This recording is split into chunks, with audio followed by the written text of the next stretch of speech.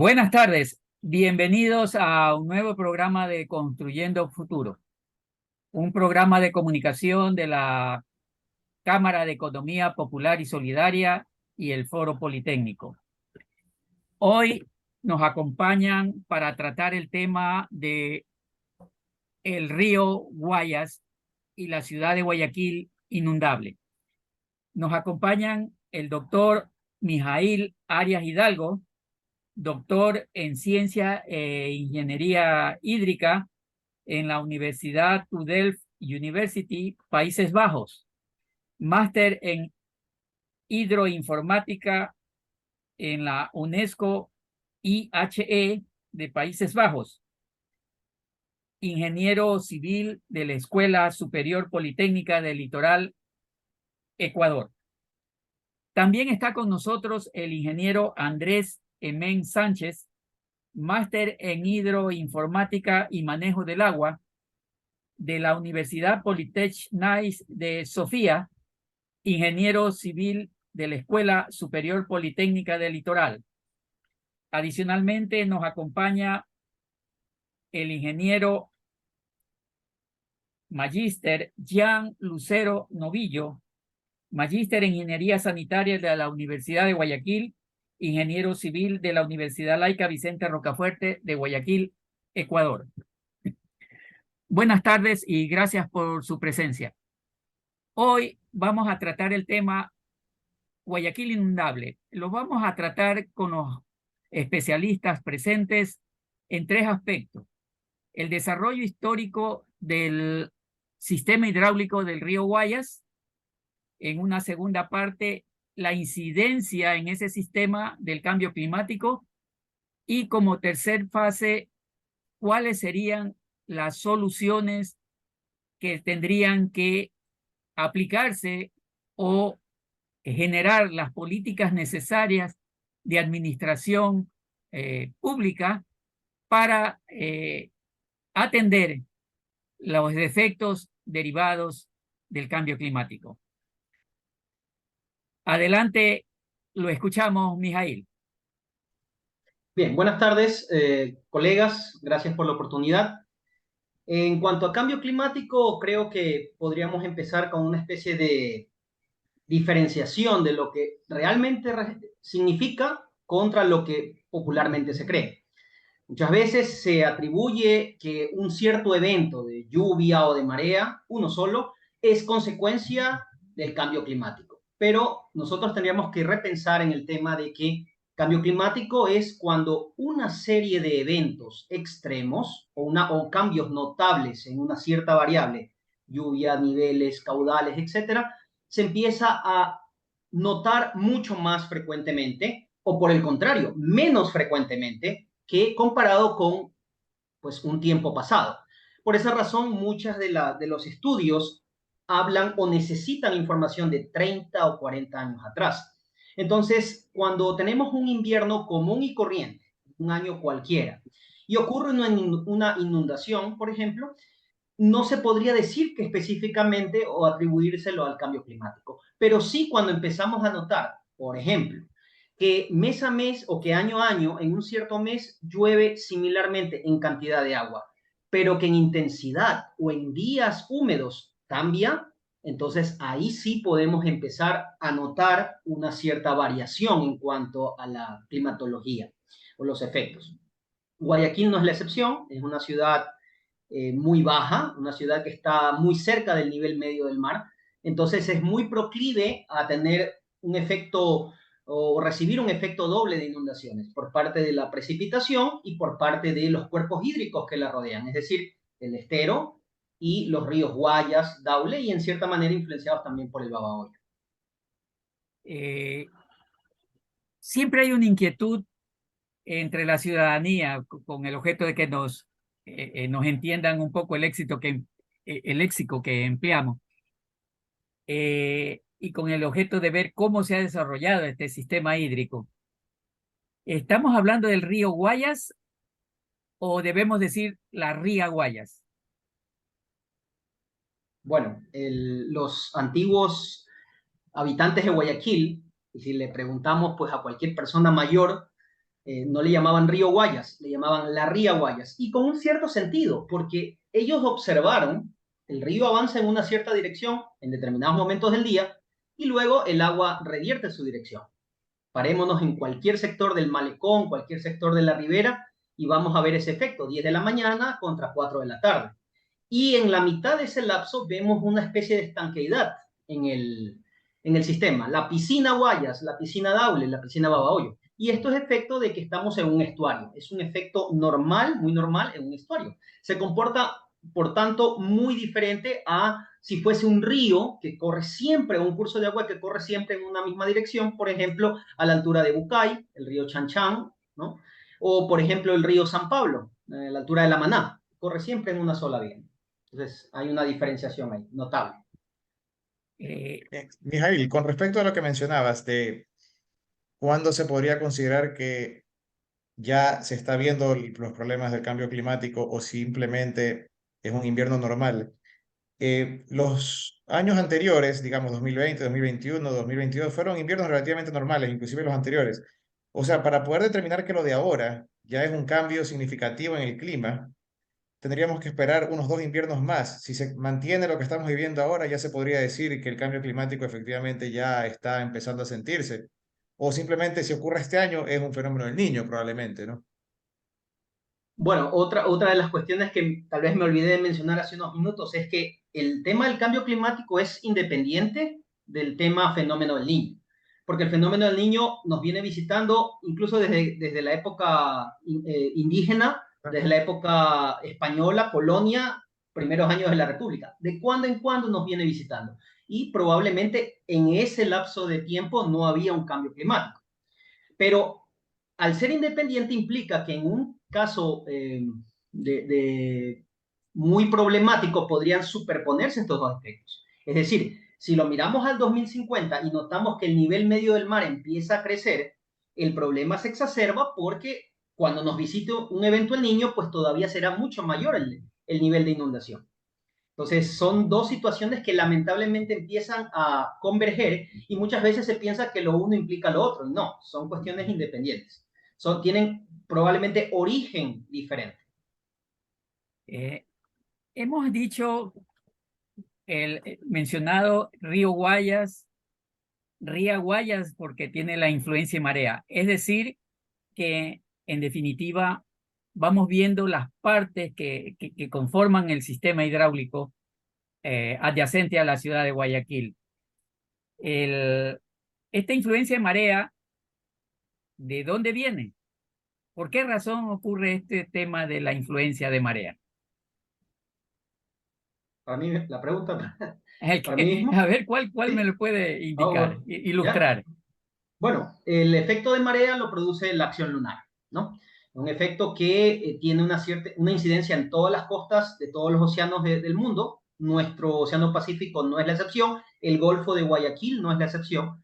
El tema es que por el otro lado tenemos el avance de los ríos que vienen bajando desde los Andes. Entonces se crea una especie de zona intermareal donde hay este intercambio entre diferentes densidades. Recordemos que el agua dulce tiene una densidad menor que el del agua salada. Hay una mezcla, hay una suerte de combinación de diferentes, no densidades, sino niveles de salinidad. No estamos hablando del el mar propiamente dicho, ni tampoco de un río de agua dulce. Es una salinidad intermedia.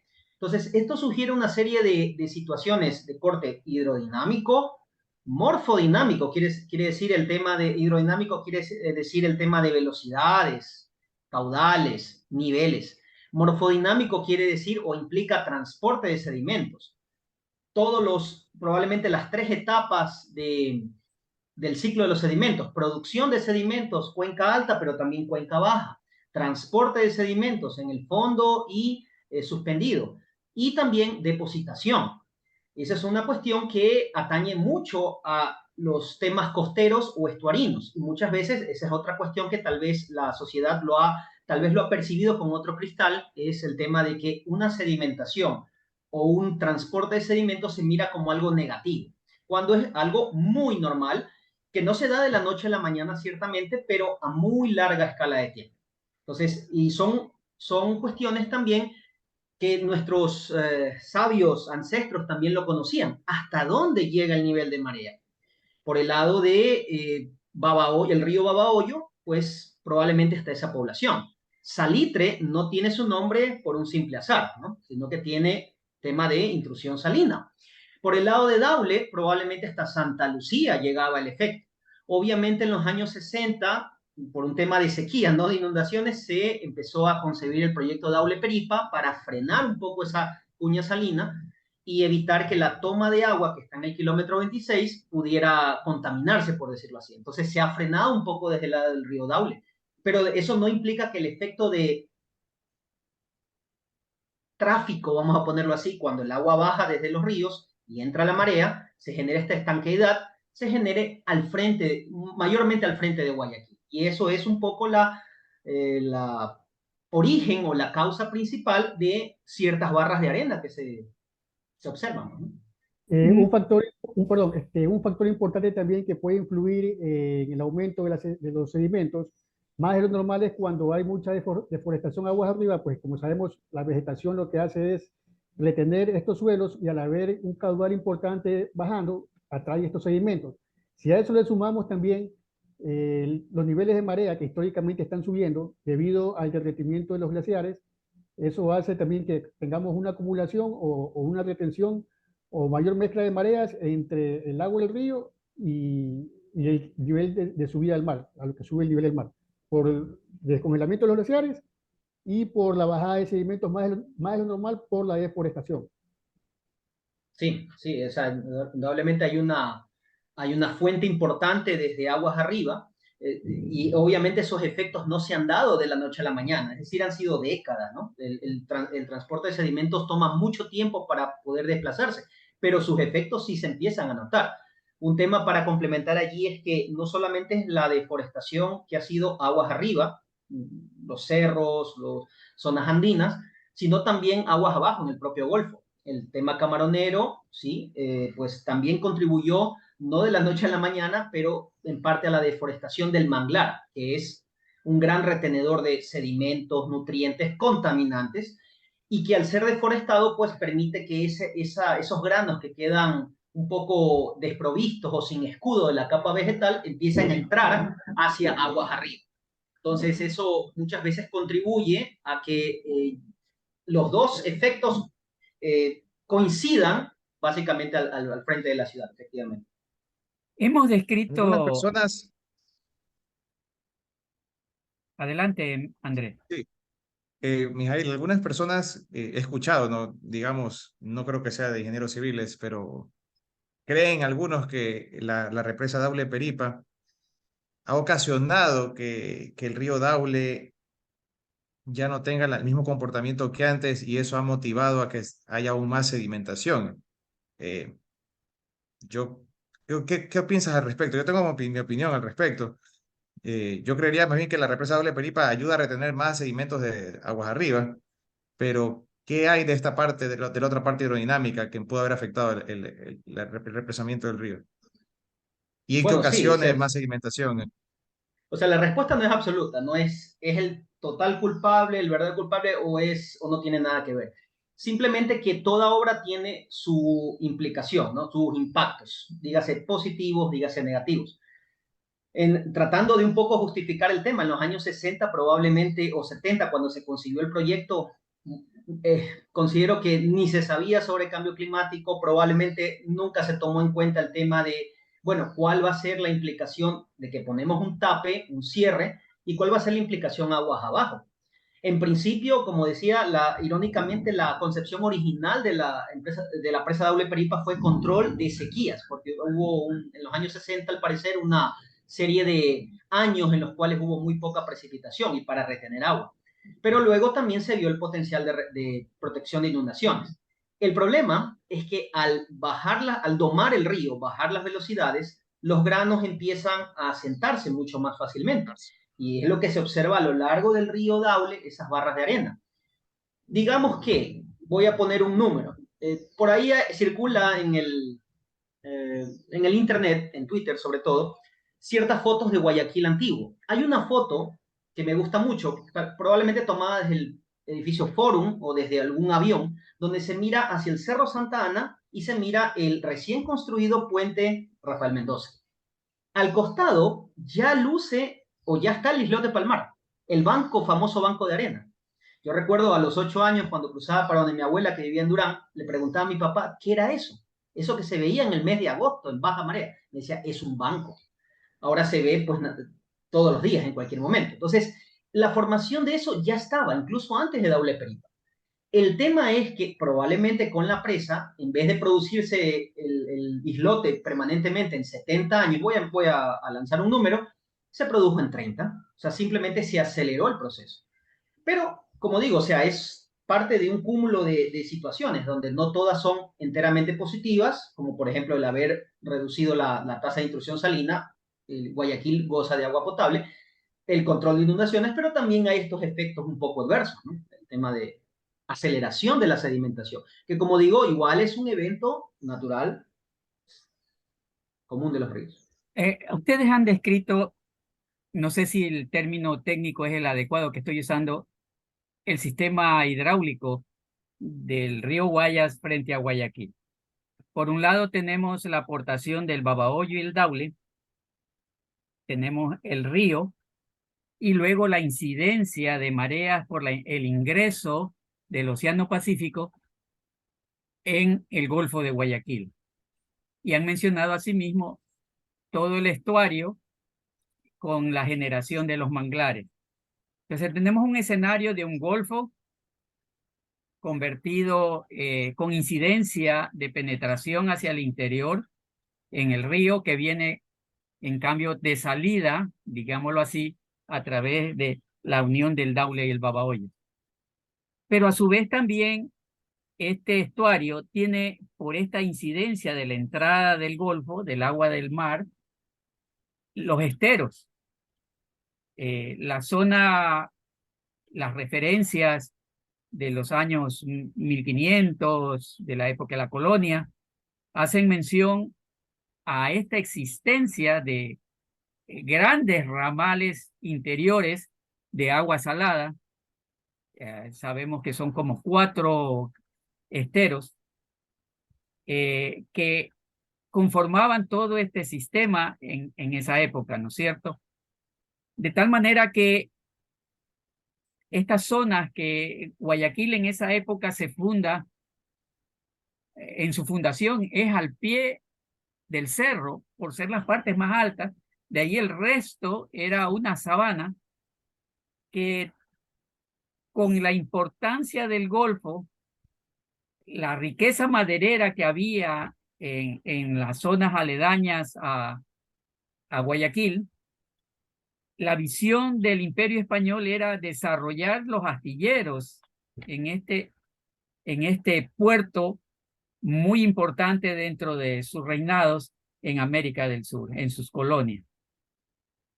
E incluso luego de la independencia de Guayaquil se habla de que Vicente Rocafuerte ordenó hacer una trocha tierra adentro para poder sacar con mayor facilidad las maderas y también para el desarrollo de utilización de tierra.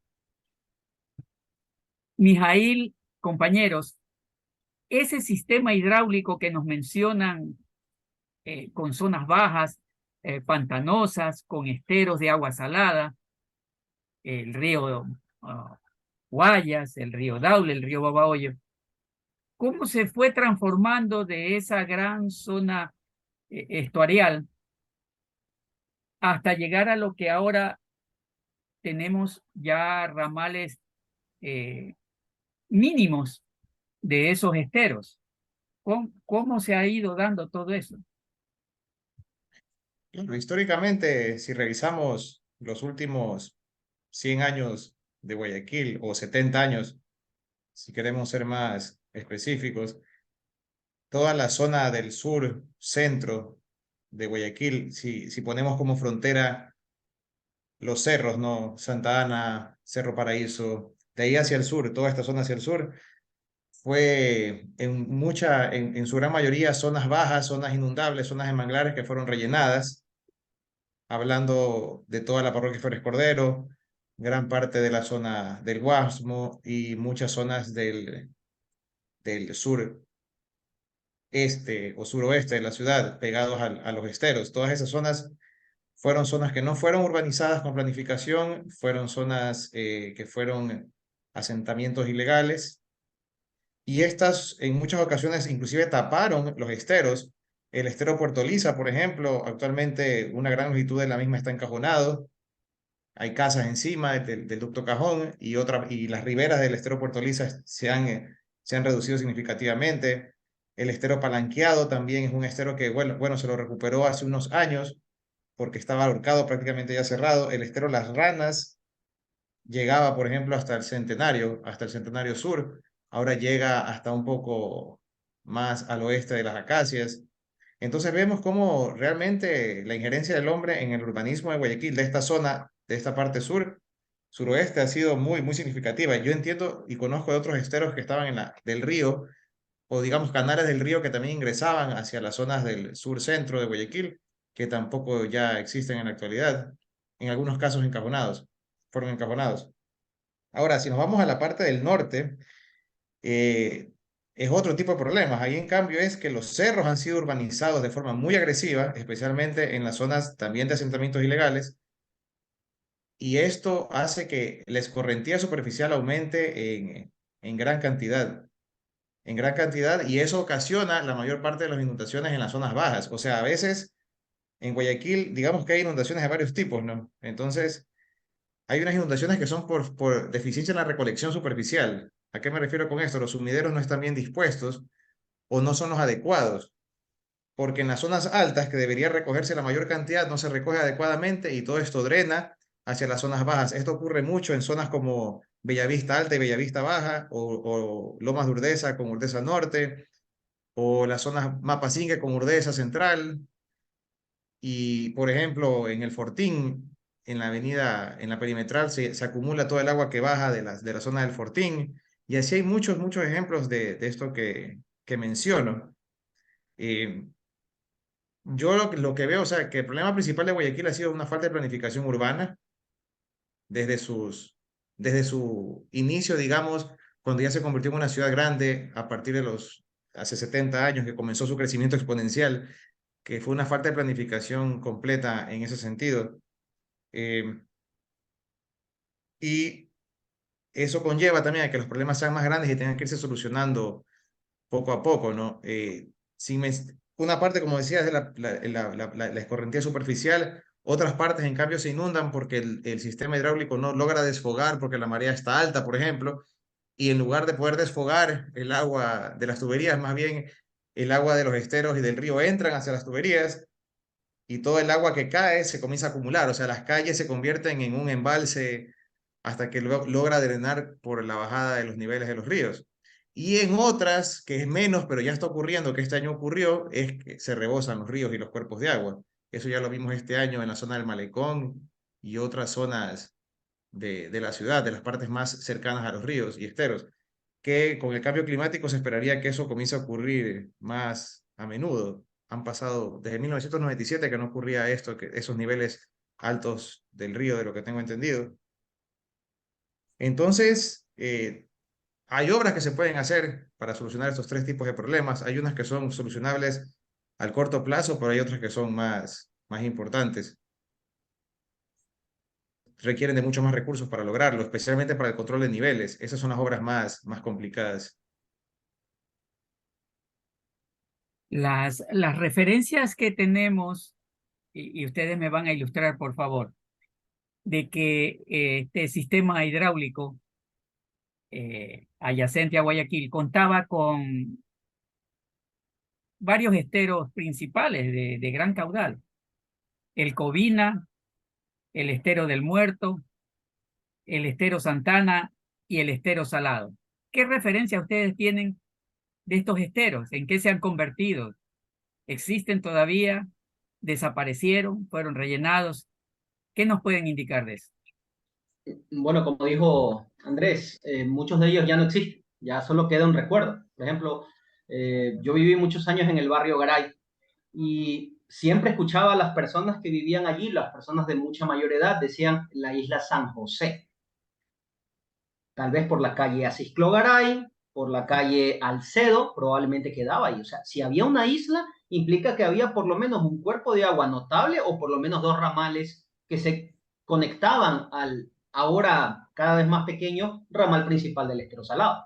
Hay una foto que también circula por allí del año 1952, Urdesa recién trazada. Se ve toda la configuración de la circunvalación.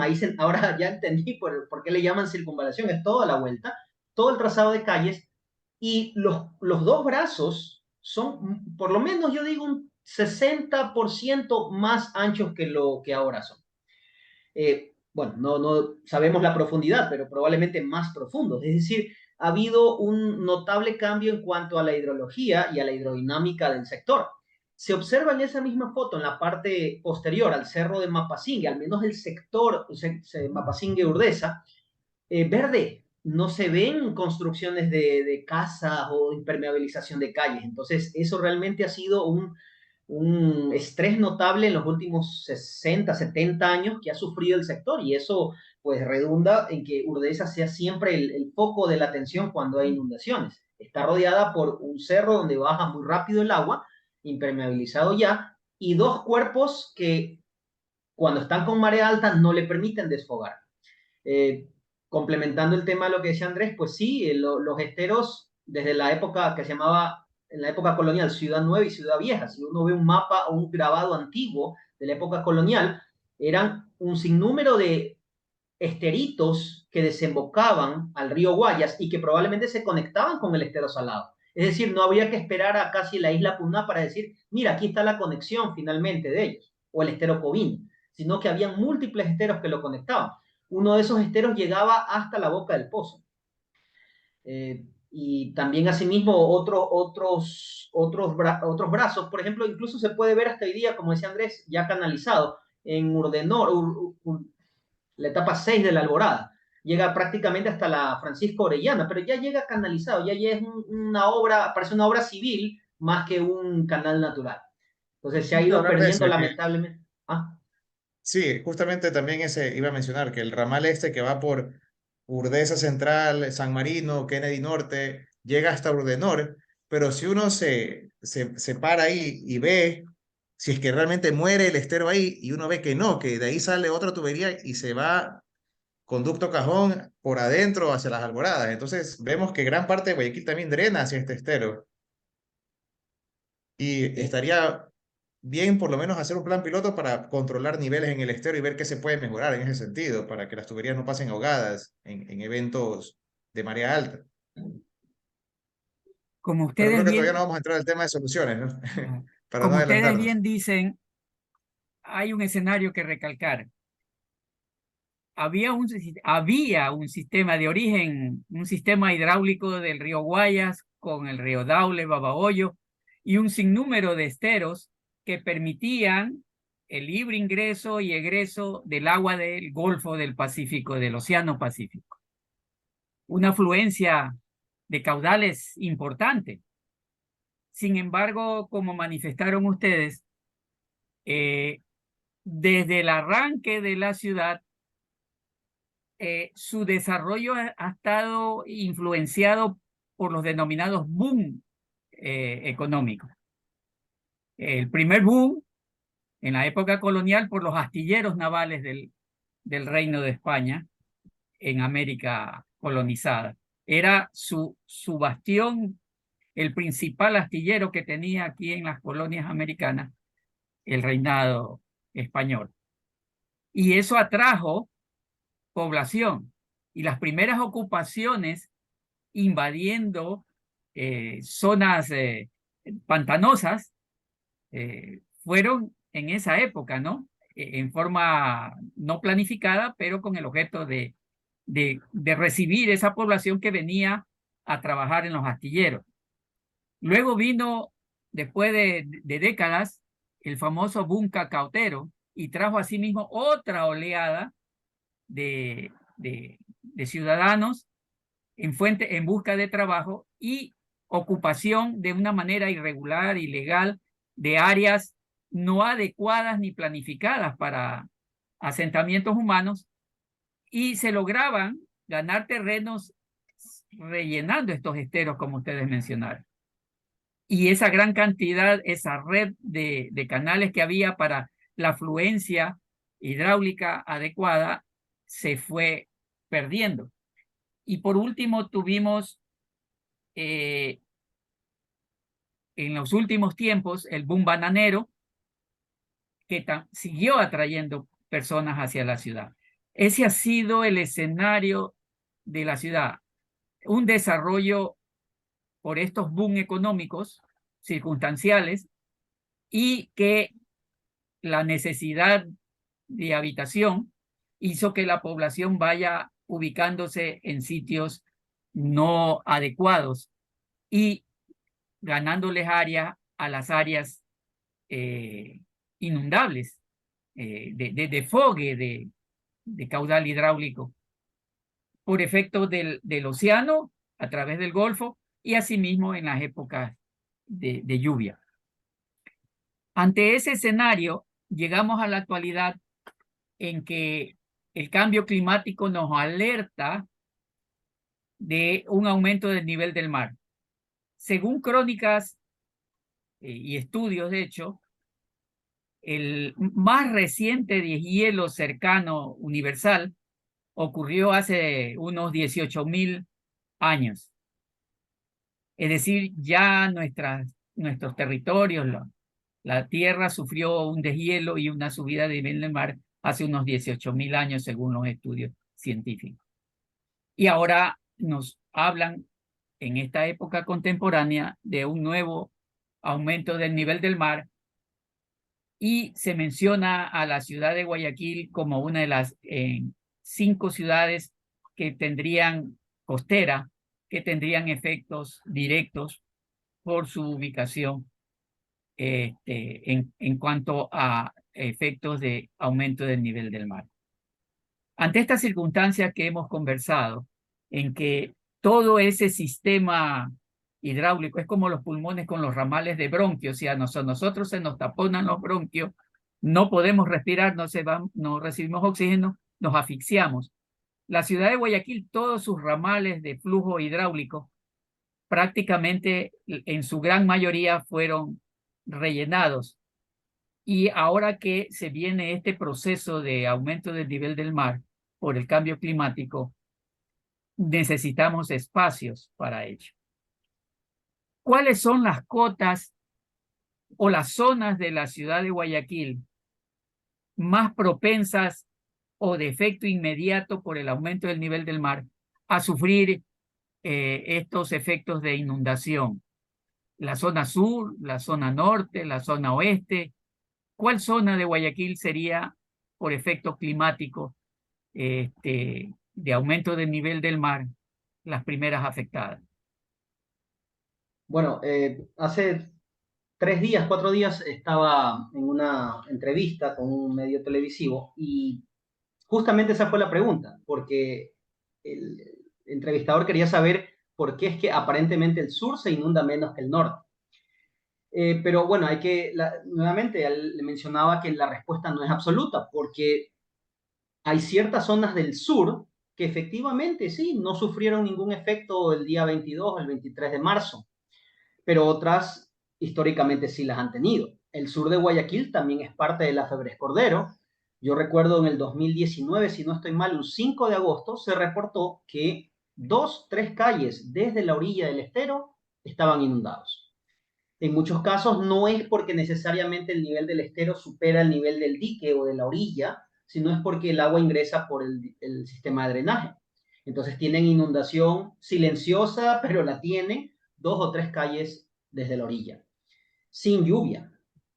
Otros lugares pues no la han tenido. Entonces, una razón que podría explicar esto, en que en ciertas zonas del sur no se inunda, es porque si bien es cierto hubo un crecimiento notable en los años 60 porque se generaba el nuevo o se construía el nuevo puerto en el sur de la 25 de julio, probablemente hubo un mayor espacio entre los solares, no en todo barrio, por supuesto, para poder drenar. Hay calles mucho más amplias. Miremos la ciudad de la 9 de octubre, ¿no? O la Pradera 1, unas calles bastante anchas que permiten en cierta manera un poco amortiguar el efecto de inundación.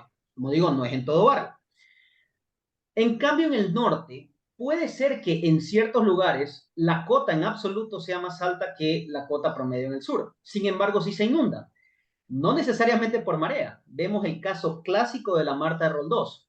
Viene agua bajando a toda velocidad desde Mapacín. Viene bajando del Americano. Baja del IPAC y baja de Schoenstatt. Tenemos 4 fuentes de agua que en menos de media hora, tal vez, en una lluvia intensa, una hora, hace colapsar a cualquier sistema de drenaje, más allá del tema basura o cualquiera. Entonces es una zona muy crítica y no es por marea, es simplemente pluviosidad. Entonces no es tanto el efecto solamente de que la cota, a partir de cierta cota va a haber inundación sí o sí, es qué está alrededor. Por supuesto, hay ciertas zonas del malecón, por ejemplo, la intersección con la calle Loja. Yo recuerdo así mismo, 8 o 10 años, mi papá me decía, yo también lo vi, la inundación hasta Panamá, año 87, 89. Es verdad lo que dice Andrés, hace rato que no se las veía esas inundaciones, pero de que las hay, las hay. Porque el Malecón 2000 no es que ha elevado el nivel de la orilla, simplemente es una losa con pilotes, pero el nivel igual puede superar, ¿no? De irse por debajo o por el sistema de drenaje. Y ahí está la situación Y que es lo que pasó está hace ocurriendo, que pocos días. se va por abajo, se ¿Sí? está yendo por abajo porque el malecón Claro. no se está inundando, es la calle del malecón. Es la calle el malecón. Y entonces se da lo que antes, de pronto hace 30 años, sí se daba con regularidad. Lo dijo también el otro día en una entrevista radial el señor Arrobadito, ¿no? Mencionaba, sí, sí, la ría se inundaba a la altura de la calle Panamá, por supuesto, era un efecto común y corriente. Entonces, pues es relativo, no se podría contestar así absolutamente de que el sur a partir de tal cota o el norte, es de acuerdo a qué nos va a inundar, si es el río, O el sea, estero, está lo que sí alrededor. resulta lógico es que si en el norte digamos que se hacen obras puntuales y no se inundarían por rebose de ríos y cuerpos de agua. Es un problema más local, de drenaje local, más que por el río. En cambio, claro, en el sur y centro y ciertas partes del norte, de las riberas del río, en cambio ahí sí puede haber problemas por rebose de los cuerpos de agua y cambio climático. Que ahí, Claro, esa es la solución más complicada, en controlar el nivel del río en realidad, los niveles. claro.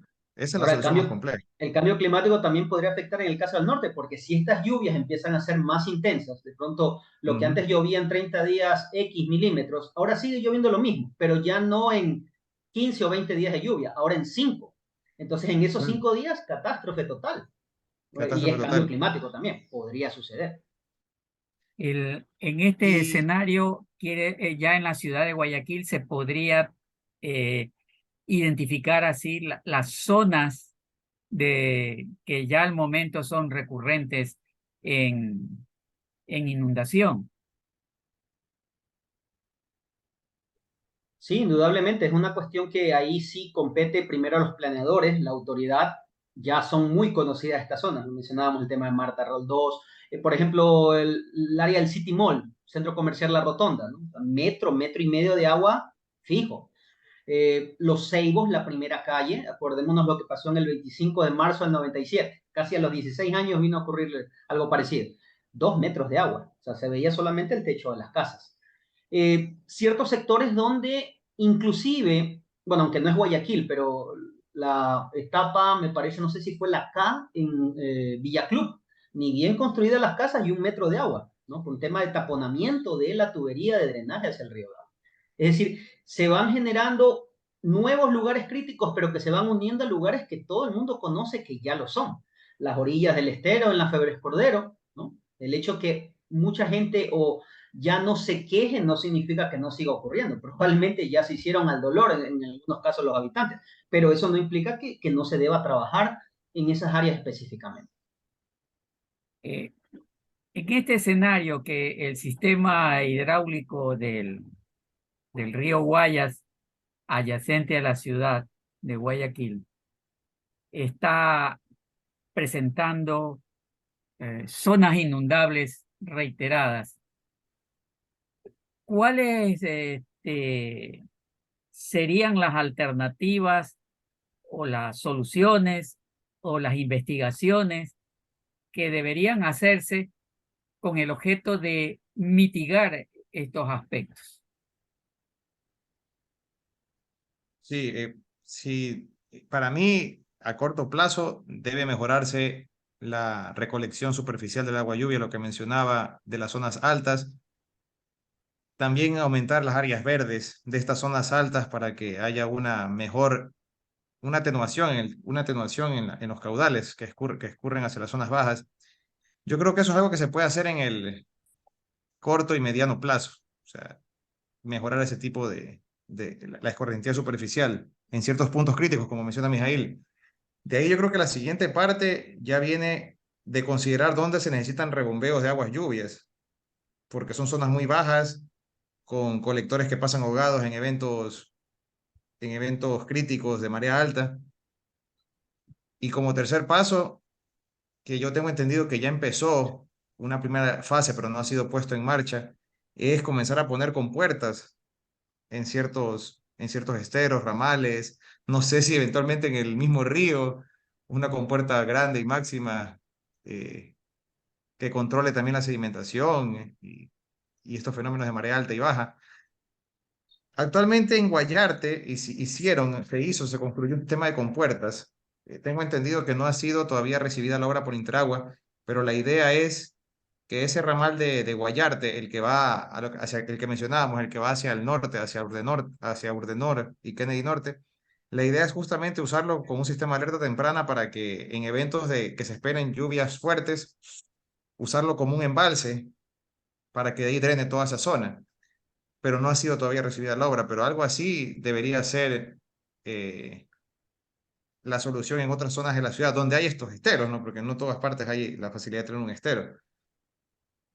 Pero sí debe haber inclusive, ingeniero, una norma, para mí considero una normativa ya adecuada de uso de suelos y de ya detener la expansión de la ciudad también.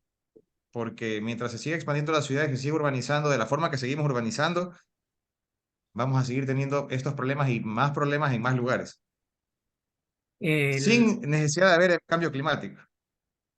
Sí, peor con cambio climático.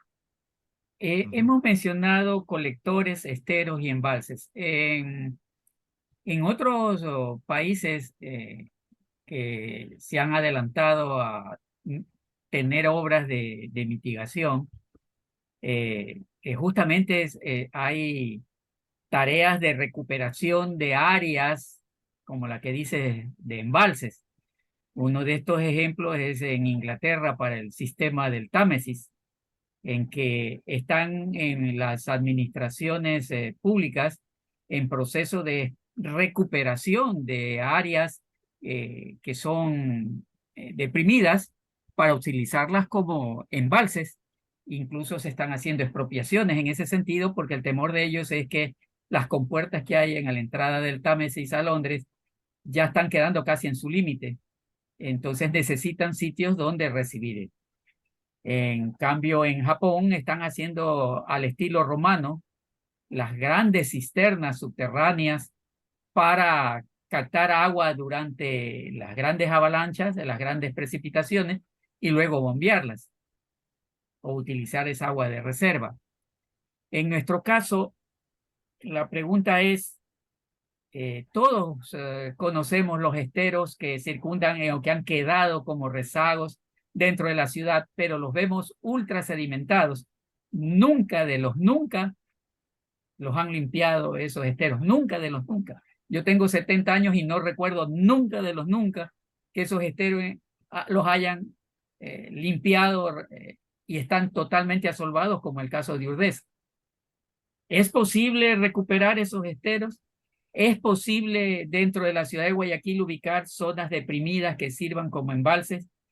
¿Es posible revisar la red de ductos, cajones y alcantarillado o tienen la capacidad adecuada para recibir grandes volúmenes de producto de las precipitaciones concentradas que se están dando por efecto del cambio climático? ¿Qué me responden ustedes? Bueno, sí, en realidad requieres un trabajo sistemático, gradual, sea porque otros países nos han dado ya el ejemplo de ello, países europeos muy desarrollados ya se han cansado de pelear contra la naturaleza y empiezan ya empezaron hace rato, cambiaron la filosofía a convivir con ella. No nos olvidemos que hace 2 años, creo que durante la pandemia inclusive, hubo unas inundaciones en Alemania bastante graves. Pocos muertos, felizmente, pero algunas pérdidas, millones de dólares en pérdidas económicas. Pero no es que ellos simplemente dicen, bueno, está bien, perdamos nomás. Es que simplemente han dado prioridad al tema de convivir con la naturaleza. De cuando en cuando ellos saben que existen eventos, más allá de que haya un evento el niño o no, inundaciones o eventos extremos. Pero, pues ahora sí, tienen un sistema de alerta temprana que reduce al mínimo el tema de pérdidas, tanto materiales y sobre todo humanas. Nosotros deberíamos aprender un poco esa filosofía, porque el seguir aumentando un muro, ¿no? Dale, dale, dale, y todos los años se vuelve a ir y se vuelve a ir, significa que no es el camino. No con esto estoy diciendo que las obras llamadas grises o tradicionales no se deben aplicar. Simplemente que hay que empezarlas a complementar para eventos tal vez no tan extremos, pero sí más recurrentes, con otro tipo de estrategias, como mencionaba Andrés, ¿no? El tema de aumentar el tema de la infiltración. La casa de la abuelita tenía un patio donde uno jugaba Pepo, el patio era de tierra. Entonces, para que hubiera una inundación en el patio de la abuelita, tenían que ser 10 horas, 15 horas de una lluvia, pero descomunal. Ahora no, porque en las casas nuestras, pues alguien nos dijo, bueno, pongamos una baldosa, qué linda que se ve, pero lo que estamos haciendo es que el agua que cae del techo va directo al patio y directo al sistema de drenaje, que esperando o diseñado supuestamente para esperar un pico a las 6 horas, pues ahora lo tiene que recibir a la media hora. Y así no hay sistema de drenaje que pueda aguantar. Entonces, el tema de la vegetación, el tema de la captación temporal, aunque sea gradual, aunque sea en pequeñas cantidades, pero que sumadas hacen la diferencia, sí, esa podría ser una estrategia que ayude. Mencionaba usted el tema de Tokio, ¿no? Que, bueno, lo hacen con grandes cisternas. También ellos económicamente se lo pueden permitir. Acá podemos empezar a trabajar con pequeñas áreas en pequeños barrios y luego sumando los efectos, sí, se tiene que ver una diferencia en cuanto a pico de caudal o de escorrentía, mejor dicho, y también el tiempo de drenaje que también puede ayudar para tratar de bajarle un poco el estrés a esa urbanización o ese barrio que está aguas abajo, porque de lo contrario lo que estamos haciendo es patear el problema para allá. Yo en mi urbanización, en mi barrio, no me inundo, pero no tomo en cuenta que la impermeabilización que yo causé le está causando una inundación que antes no le pasaba al vecino de abajo. El vecino de abajo cree que es cambio climático y no, es una variación en nuestro sistema de arquitectura. Comparemos cómo eran las casas hasta hace 40, 50 años, casas sumamente altas, frescas, infiltración, como digo, y ahora casas mucho más pequeñas. ¿Qué calor que hace en Guayaquil? El cambio climático, no necesariamente, es que tenemos una casa con un entrepiso menor. Ya no tenemos el árbol frutal adelante que interceptaba agua y que nos proveía de sombra. Ahora tenemos una pared de hormigón que a las 8 de la noche pues todavía regresa cualquier cantidad de calor. Entonces, y donde entraban 2 casas metimos 3. No le damos espacio para poder captar agua. Entonces, son situaciones que desde el punto de vista de construcción, arquitectura, han ido lamentablemente en detrimento del drenaje o de otrora la infiltración. Súmese los efectos y ahí está la diferencia de lo que empezamos a notar ahora. Entonces, si es un cúmulo de situaciones. Cada barrio tiene sus propios problemas. Lo que tiene Urdesa no lo tiene el Guasmo. Lo que tiene Guayacanes no lo sufre el barrio Garay. O lo que tiene Febres Cordero no lo tiene el centro de Guayaquil. Entonces, y por lo mismo que tienen cada uno sus temas socioeconómicos, de espacio, hidrodinámicos, etcétera, también las soluciones deben adaptarse a esas realidades. Claro, por ejemplo, Podría, en Monte Sinaí, en la zona de Monte Sinaí, Flor de Bastión, ahí, por ejemplo, se podrían aplicar lagunas de retención como hay en la Porque hay Espoli. más espacio, ¿no? Hay más Eso no, espacio. no Claro, podría aplicarse en, habría que expropiar, obviamente, zonas, pero además sería una mejora urbanística importantísima para estas personas tener un parque con lagunas y todo, y serviría para atenuar el caudal que baja luego al sistema del resto de la ciudad, de la parte baja. También se puede aplicar eso en la Juan Montalvo, todas esas zonas altas, se pueden hacer represitas como se hicieron los lagos en la Espol y que sirvan de O eso. O pavimentos sea, se puede. permeables, ¿no? Que permitan También pavimentos infiltrar permeables. y Ujú. recargar incluso hasta por un tema luego de futura provisión de agua. O sea, tiene un cúmulo de ventajas que si, como decía Andrés, más allá de que si hay o no hay cambio climático, ya ahorita ya nos está afectando. Entonces, ¿por qué mencionábamos el tema de las soluciones progresivas? Porque también económicamente no nos podemos permitir unas compuertas tipo Rotterdam o el Támesis. No tenemos la capacidad económica del Reino Unido o los Países Bajos. Pero sí podemos empezar a trabajar en pequeñas cuestiones en varios barrios y la unión hace la diferencia. Así es. Eh, Has mencionado un tema importante de compuertas. Eh, una de las razones de inundación también es la incidencia de marea. La entrada del Golfo tiene lo que más mencionamos es la isla Puná, pero en realidad la entrada del Golfo tiene un juego de islas. ¿Es posible o hay algún estudio en que sea factible un sistema de compuertas entre islas a la entrada del Golfo para controlar la marea en estas etapas así de lluvias intensas? ¿O en el puente sur que se está pensando este, construir, complementarlo con un sistema de compuertas? ¿Qué tan utópicos serían estos dos tipos de soluciones? O sea, de que se puede aplicar, se puede aplicar. La ingeniería ya nos lo ha demostrado en otros países, donde tienen un tema que lo justifica. En el Támesis y en el río Rin, o el estuario del río Rin, existe el efecto de lo que se llama en inglés storm surge. Esto es elevación súbita del nivel del mar por efecto de una tormenta. Por suerte, nosotros en el Golfo de Guayaquil no tenemos tormentas, huracanes o frentes fríos que bajen del Ártico y que eleven 3 metros en menos de 5 horas el nivel del mar. El Niño es un evento aparte porque ese es progresivo. Estamos hablando de algo que lo hacen 5 horas. Entonces, ellos sí que necesitan eso porque de lo contrario perderían los dos puertos importantísimos, probablemente el de Rotterdam, el más grande de Europa. En el caso nuestro, no lo justifica desde ese punto de vista. Y segundo, lo que mencionábamos, la capacidad financiera.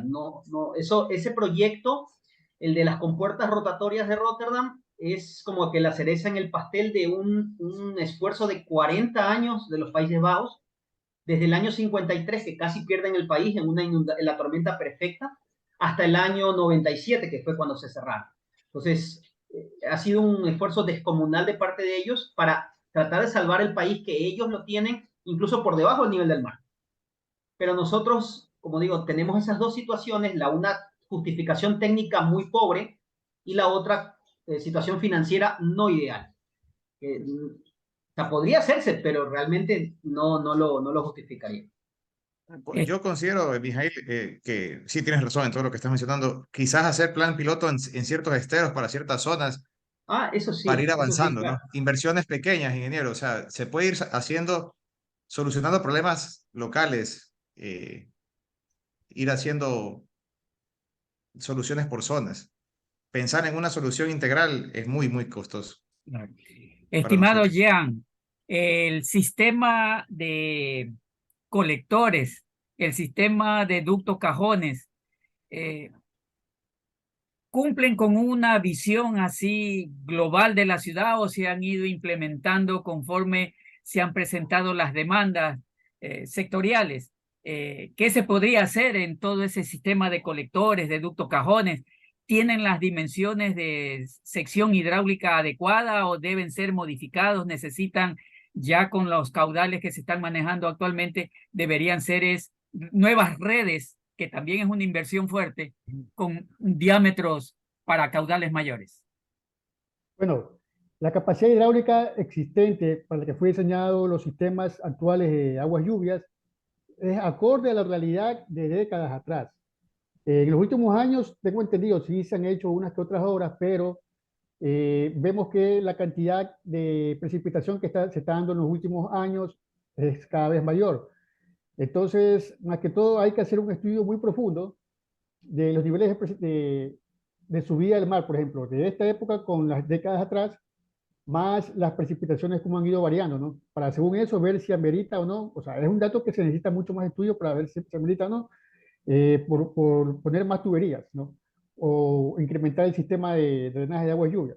Lo que sí hay que ver es si esos sistemas están óptimos, si es que tenemos verdaderamente, no están en mal estado, tienen que hacer como una especie de revisión si hay que reparar colectores en la parte interna, porque podemos tener un drenaje de aguas lluvias, pero si nosotros tenemos nivel de marea que influye, entonces vamos a tener la aportación del agua de lluvia más la aportación de los niveles de marea. Entonces eso disminuye la capacidad hidráulica del default. Alguna vez yo hice una investigación en una ciudadela por decir que tenían la parte inferior de la cámara de aguas servidas, la parte inferior de la cámara de aguas servidas tenía infiltración porque no estaba bien hormigonado todavía. Entonces, aún sin haber lluvias, teníamos el nivel de agua de mar, agua salada, o sea, tenían componentes salinos. Entonces, aparte de lo que hay que ver, si es que hay que rediseñar un sistema de drenaje de aguas lluvias, hay que ver las existentes, en qué estado están, si nosotros tenemos o no algún tipo de filtración, ya que estamos en un Guayaquil que tiene niveles de mareas, esas mareas aportan. Entonces, imagínense una lluvia con marea alta, viene el agua, drena y tenemos esa infiltración de agua salada por la influencia de la marea que nos va a quitar bastante capacidad hidráulica. Esa sería una de las principales problemáticas. Tenemos que tener una visión clara del estado actual del sistema de redes de agua lluvias. ¿Conocen ustedes de algún organismo público, privado o académico que esté desarrollando estos estudios que mencionan con motivo del cambio climático? Sí, en el 2019, por una iniciativa conjunta entre el municipio de Guayaquil y una cooperación holandesa llamada Partners for Water, se organizó un proyecto piloto en la parroquia Febres Cordero, siguiendo un poco la recomendación de un informe de la CAP que mencionaba que esa parroquia era uno de los sitios críticos de inundación en Guayaquil. Tomando en cuenta que también Febres Cordero está rodeado 75% de su perímetro por estero. Entonces, trabajaron 3 firmas holandesas, Deltares, que es un instituto de clase mundial en cuanto a hidráulica, Rebel, que es una compañía de economistas, de análisis económico, y Urbanisten, que es una firma de arquitectos. Y por parte de la contraparte ecuatoriana, la Escuela Superior Politécnica Litoral. Y el objetivo era implementar un paquete de soluciones verde-azules o llamadas soluciones basadas en la naturaleza a ciertos sectores de la parroquia Febres Cordero, por efecto o para tratar de paliar o aumentar la resiliencia o adaptabilidad frente a inundaciones tanto de marea como de lluvia. Entonces, sí, aparte del típico componente de modelación, lo interesante fue de que se hizo algunos talleres, no solamente de corte informativo, mire, aquí está la solución y listo, no, sino que se involucró a entidades gubernamentales, entidades públicas, entidades de diversas direcciones del municipio, y fue interesante porque incluso en algunas de las sesiones no solamente, bueno, se conocían directores o subdirectores de áreas del municipio, pero se empezaban a enterar de que el uno estaba trabajando en una cuestión parecida a la que el otro también lo estaba haciendo. O sea, se notó que había una falta de articulación dentro de la misma organización. También se tomó en cuenta muchísimo el tema con los pobladores, es decir, no solamente para la típica recolección de una encuesta socioeconómica, sino también para la toma de decisiones. Es decir, hay estos escenarios, ¿cuál le parece a usted que le afecta más o le afecta o cuál es más parecido a su realidad? Segundo, de este paquete de soluciones, ¿cuál es el que a usted le gustaría que se aplicara en su barrio? Entonces, ellos pudieron puntualizar y según eso también se prosiguió las etapas posteriores de modelación. Entonces, hubo una constante retroalimentación por parte de los moradores y de los tomadores de decisión en ese proyecto. Se entregó el reporte a la municipalidad, pero lamentablemente creo que quedó en la gaveta la intención de llevarlo a práctica, porque la intención era que hubiese podido replicarse, primero llevarse ya a etapa de o sea, factibilidad de construcción o de construcción de una estrategia piloto, sino que se pudiera replicar en otros barrios de la ciudad. Como mencionamos, cada uno tiene sus propios problemas o restricciones y otros, pues, una mayor disponibilidad. Por ejemplo, en la parroquia de Febres Cordero hay calles como la calle 28, paralela a la famosa 29, que tiene 12, 13 metros de ancho. ¿Cuántos barrios de Guayaquil quisieran tener esa amplitud? La calle 37, que termina en el cementerio Ángel María Canals, tiene, no estoy mal, 22 o 25 metros de ancho, una cosa descomunal, o sea, puede armar una cancha prácticamente ahí. Entonces, Sí, parque, barrios como esos pudieran servirse como especie de esponjas o captadores de flujo para evitar de que se inunden no solo ese barrio, sino el resto de barrios circundantes. Pero asimismo, esta solución aplica para este barrio y así por el estilo. Se implementó también o se dividió la parroquia en 3 sectores. Uno era perimetral, porque tienen un gran problema de inundación por marea. La segunda, que era de corte comercial, es decir, un tema más que lidia con la parte económica, porque de qué sirve que un negocio en sí mismo no se inunde, pero todo lo que está alrededor sí. Entonces, pérdida económica para el negocio porque no tiene ventas ese día. Pérdida económica para el estudiante o la persona que trabaja porque aunque su casa no se inunda, pero en las calles circundantes tenemos medio metro de agua o 1 metro de agua.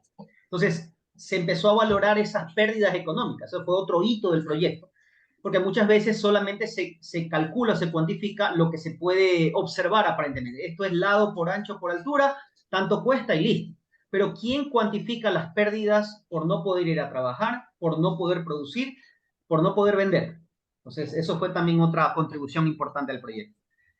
Eso fue un poco la estrategia. Otra estrategia que también se aplicó, aunque no fue en Guayaquil, pero sí fue en Durán, fue el proyecto Resclima en su primera etapa, que ya empezó un poco a estudiar el tema o la incidencia de los canales que están, algunos partiendo desde el Recreo, que es una zona como las Orquídeas, muy baja, y otros que atraviesan el sector periférico de la parte urbana de Durán.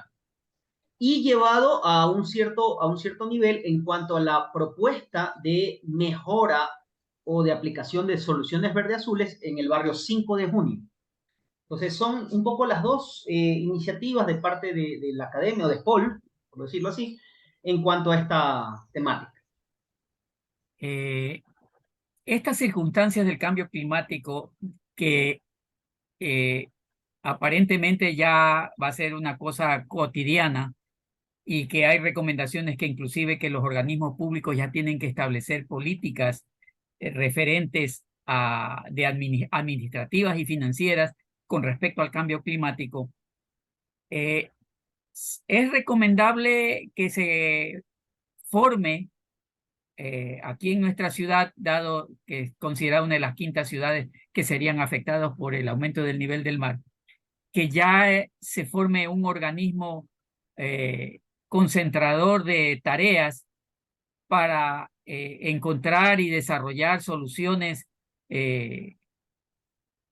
para que las inundaciones no se nos conviertan en un mal sin remedio.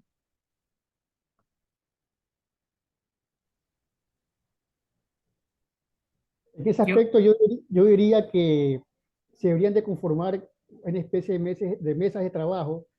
Tenemos muchos estudiantes en la rama de la ingeniería civil de diferentes universidades que pueden aportar siendo como una especie de asistentes de los profesionales que tienen experiencia en ciertas ramas. Yo diría que podrían sectorizar Guayaquil, ciertas zonas y analizar cada caso de estudio. Inclusive eso puede servir como la base para las tesis de grado de algunos estudiantes.